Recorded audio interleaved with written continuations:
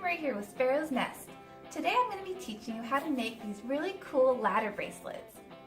I am absolutely obsessed with ladder bracelets. I love the way they look, and I wear one of these almost every single day of the week.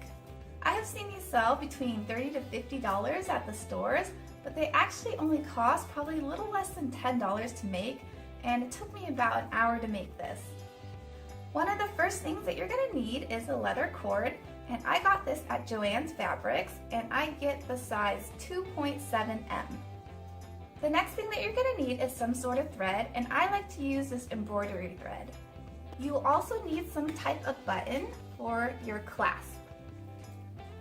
Now I just use these little buttons. You can find any button you want that you think will look cute at the end of your bracelet.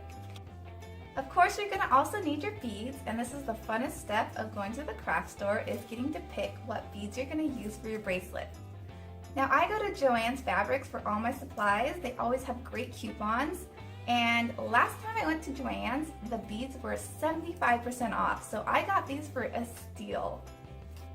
The last thing that you will need is a clipboard.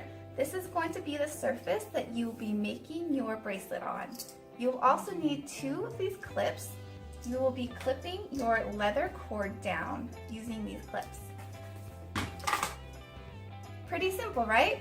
So let's get started on making your ladder bracelet.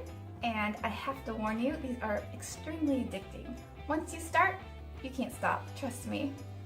Before you do anything else, please give my video a big thumbs up and subscribe to my channel. To determine the length of the bracelet, you're going to take the leather cord and you're going to wrap it around your wrist as many times as you want. I wrapped this one around my wrist 3 times. You're going to double up that cord by folding it. You want the same length on the other side that you just measured. You want to make a loop at the top of that cord where you folded it, and to do this, you just make a knot. You want your button to just barely fit through that loop. I like to take a cotton round or a piece of paper towel and put it underneath the clipboard with my loops. Take your clips and clip down each end of your cord onto that clipboard. Double up your thread and thread your needle. You're going to take your thread and you're going to slide it underneath one of your cords, and you just want to make a double knot on that cord.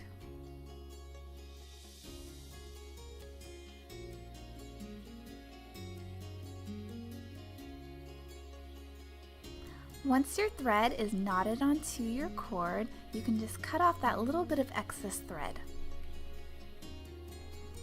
The next thing that you're going to do is you want to start making figure 8s onto that cord.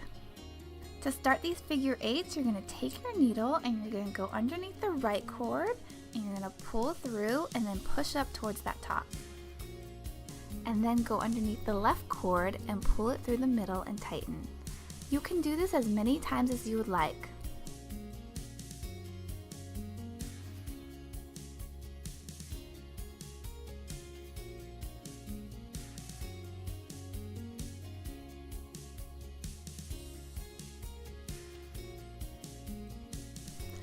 Once you are done with the figure 8s, tie a double knot on the left string like you did in the beginning.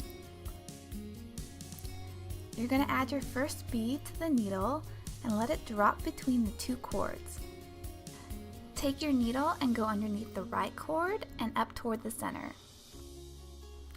You don't want your first bead too tight, but tight enough, and your first bead is going to want to move around a little bit, so you just got to adjust it a little bit until it is secure. Take the needle and go back through the right side of the bead and make sure that the thread is above the left cord as you pull it through. Then take the needle and go underneath the left cord and pull it through the center and tighten it up a little bit. Then from here you're going to add your next bead and you're just going to repeat the same steps. So you're going to take that thread and you're going to go underneath your right cord and pull it through the center. And then take the needle and go back through the right side of the bead, making sure the thread is above the left cord, and then bringing that thread underneath that left cord and pulling it through to add your next bead. Here I have a knot on my thread, and what happened was I ran out of thread. So if that happens to you, you can just add more thread by making a double knot onto your current thread and then just cutting off the excess thread. I want to show you again just real quick how to add that bead again. You're going to add the bead to the needle and thread it on, letting it drop between the two cords. Then take the needle and go underneath the right cord and pull it through the center. Pull it a little bit to tighten, then go back through the right side of the bead with the needle and make sure that the thread is above the left cord. When the bracelet is the length that you want it, you're going to make a couple more figure eights. Take that needle and go underneath the left cord and pull up through the two cords and push up toward the top.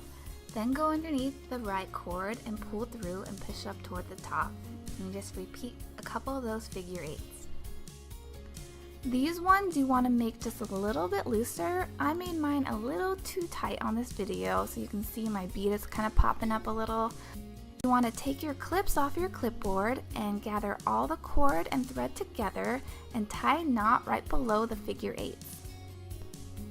Cut off that extra piece of thread so you just have the two cords because you're going to be adding the button to your cords. For this particular button, I just threaded one cord through the left side and one cord through the right side, and then I took each cord and I pulled it through the opposite sides and made a double knot on the underside of the button.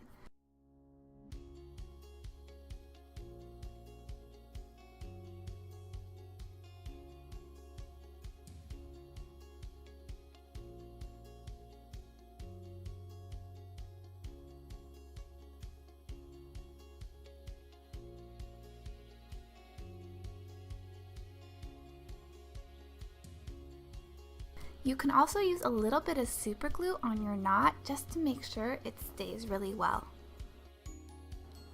You are now ready to wear your wrap bracelet. Thanks for tuning in.